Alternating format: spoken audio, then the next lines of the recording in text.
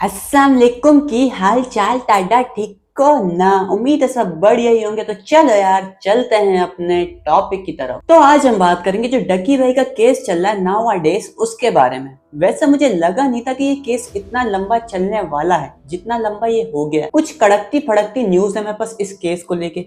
अभी तक डकी भाई का कितना पैसा जब्त हो चुका है इस बारे में हम बात करेंगे, और डकी भाई के बाद अगला शिकार कौन होने वाला है इस बारे में भी हम बात करेंगे। कौन होने वाला है डकी भाई के बाद जिसकी काणी आंख पे एजेंसी का तीर लगेगा।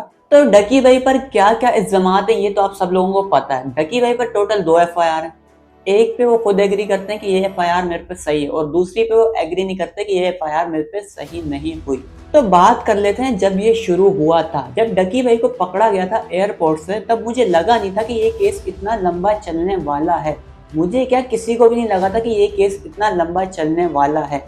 सबको यही लगा था कि इससे वो पैसा जब्त किया जाएगा जो इसने ऐसे एप्स प्रमोट करके कमाया है, जो इसने स्पॉन्सर करके पैसे लिए हैं, वही पैसे से जब्त किया जाएगा और उसके बाद इसको छोड़ दिया जाएगा। लेकिन अभी फिलहाल तो भाई साहब कहानी कुछ और ही लंबी चल रही है। तकरीबन महीना होने को आया, लेकिन डकी भाई है कि छूटने का नाम ही न ले रहे। तकरीबन 2 से 3 बार पेशियां हो चुकी हैं, फिर 5 से 6 दिन का रिमांड, फिर हफ्ते का रिमांड, फिर इतने दिन का रिमांड। अभी जब लास्ट पेशी हुई थी तो उस पे उनको 4 दिन का रिमांड मिला। उनके एक करीबी दोस्त नदीम नानी वाला, जिन्होंने एक वीडियो बनाई है कि ये डकी भाई का लास्ट रिमांड होने वाला है। अब देखो सही कह रहा है कि गलत कह रहा है। लास्ट तो अच्छा यार, वापिस निकले, व्लॉग बनाए, हमारा भी टाइम पास हो। डकी भाई का जो पैसा जब्त हुआ है अब तक, उसके बारे में बात कर लेते हैं। जो सबसे पहली न्यूज आई थी डकी भाई के बारे में, उसमें ये कहा जा रहा था कि डकी भाई का अब तक $23,000 जब्त हो चुका है। अब इसको तुम पाकिस्तानी करेंसी में खुद ही कैलकुलेट कर लो कितना बनता है। $1 है तकरीबन 281 रुपए का। और कहा यह भी जा रहा था कि ये सारा पैसा डकी भाई ने बैटिंग एप्स को प्रमोट करके बनाया था। ये पैसा सिर्फ और सिर्फ प्रमोशन का था। अभी तक डकी भाई का वही पैसा जब्त किया गया था जो उसने इन एप्स को प्रमोट करके बनाया था। लेकिन अब कुछ न्यूज ऐसी आ रही है कि 30 करोड़ रुपया डकी भाई से जब्त कर लिया है अभी तक, और 6,000 दरम जब्त किए वो अलग। और इतना ही नहीं, अभी तो रुको, डकी भाई के बाइनेंस वॉलेट से 3 लाख प्लस USD जब्त कर लिए गए हैं। इतना ही नहीं, डकी भाई की जितनी भी प्रॉपर्टीज हैं उस सबको जांचा जा रहा है कि इनमें इसने वही पैसा लगाया जिसपे इसने टैक्स पे किया।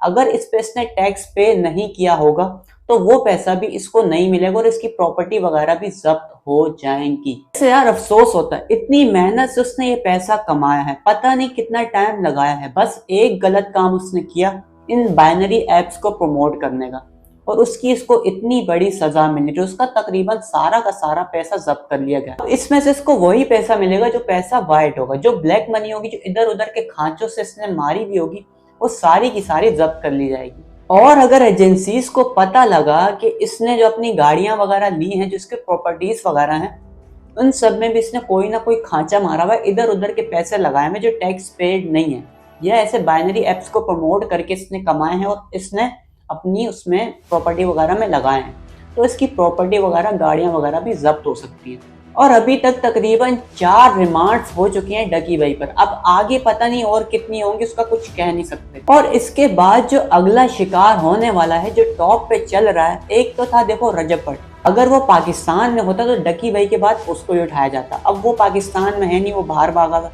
वो बाहर से स्टोरियां लगा रहे कि पाकिस्तान आऊंगा तो मेरे को एयरपोर्ट से उठा लिया जाएगा, ये हो जाएगा, वो हो जाएगा, फलाना हो जाएगा। वो तो भाई बाहर ही बैठा रहेगा कि जब तक कोई सीन सपाटे सेट नहीं हो जाते या मामला ठंडा नहीं हो जाता, वो तो तब तक बाहर ही बैठा रहेगा। अब जो डकी भाई के बाद नाम आ रहा है वो आ रहा है इकरा कंवल का। इकरा कंवल फिलहाल टॉप पे चल रही है। हर कहीं यही कहा जा रहा है कि डकी भाई का किस्सा जैसे ही फाइनल होगा उसके बाद इकरा कंवल की बारी है। ऐसे देखा जाए तो यार पाकिस्तान में बहुत से लोगों ने इन बाइनरी एप्स को प्रमोट किया है, फिर अकेला डकी भाई बेचारा क्यों पीछे, बाकी भी तो आए ना तलवार के नीचे। जब छुरी चल ही रही है तो फिर सब पे चलनी चाहिए ना, और जब छुरी सब पे चलेगी तो फिर तुम लोगों को पता है कि कौन कौन है, फिर तो छोटे से लेके बड़े तक सबको उठा लिया जाएगा। क्योंकि पाकिस्तान में बहुत से लोगों ने बाइनरी एप्स को प्रमोट किया है पिछले कुछ महीनों में।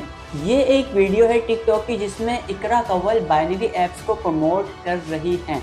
अब इन्होंने खुद तो अपने चैनल से ये वीडियोस वगैरह डिलीट कर दी होंगी, लेकिन फैन वगैरह भी तो है, उन्होंने उठा के किसी और चैनल पे डाल दूंगी। अब कितनी जगह से डिलीट करवाएंगे भाई? चेहरा तो आपका ही है ना, आपने अपने चैनल से डिलीट कर भी दिए हैं तो बाकी जगहों पे तो वीडियो होंगी, क्योंकि आपके फैन भी तो इतने, किसी न किसी ने उठा के अपने चैनल पे डाल दी होगी, किसी ने टिकटॉक पे डाली होगी, किसी ने इंस्टाग्राम पे डाली होगी, किसी ने फेसबुक पे डाली होगी। तो भाई अब अगर नाम आया है इकरा कंवल का, तो फिर लग तो यही रहा है कि अगली छुरी इन्हीं पे चलेगी। और इकरा कंवल ही नहीं भाई, इकरा कंवल के अलावा भी बहुत से ऐसे यूट्यूबर हैं जिन पे एजेंसीज की नजर है, जिनके नाम ऊपर आए हैं।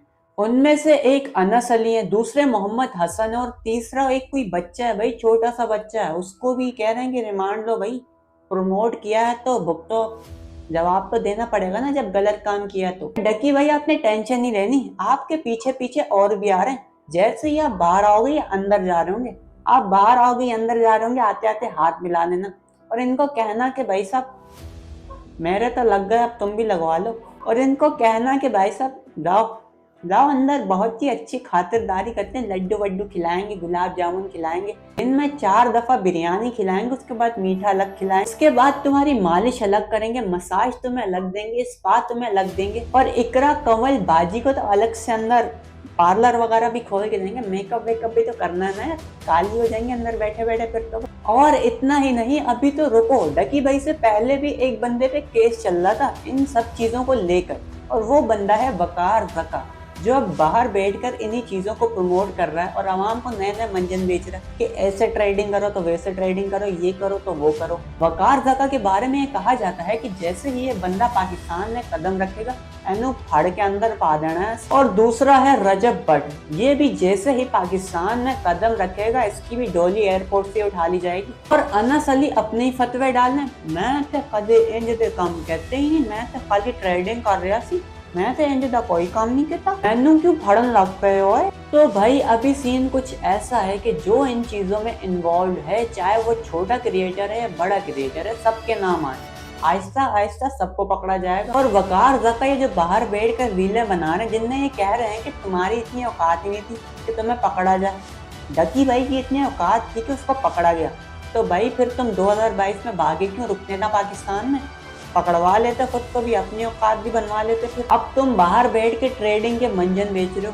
तो भाई लोग अभी सीन कुछ ऐसा है कि अगर आप में से कोई इन कामों में है तो या तो कुछ टाइम का गैप ले लो, या तो फिर ये चीजें परमानेंटली छोड़ दो, क्योंकि भाई लोग एजेंसी फुल टाइट हुई है, किसी को नहीं छोड़ रही। वो कह रही है खट्टे आलू और मीठे आलू सब आने दो। ये कह रहे हैं कि हमने एक ही बार 36 फीट की तलवार बना ली, अब ये सब पे चलेगी एक ही बारी में। और बैटिंग एप्स की प्रमोटिंग तो छोड़ो, अगले पिछले ऊपर नीचे के सारे कट्टे ये खोल के रख रहे हैं, अगर कहीं से इतना भी कोई हिंट मिल रहा है तो वो सारा का सारा जब्त कर रहे हैं। तो भाई लोग अगर आप में से कोई है या आपको कोई करीबी अजीज है जो ये काम कर रहा है, तो भाई इसको कहो कि इस सब को छोड़ो, नहीं तो फिर अगला नंबर आपका भी लग सकता है और कभी भी लग सकता है। तो चलो यार, मैं मिलता हूँ आप लोगों से किसी और अच्छी सी वीडियो में, तब तक के लिए अपना बहुत सारा ख्याल रखिएगा। अल्लाह हाफिज।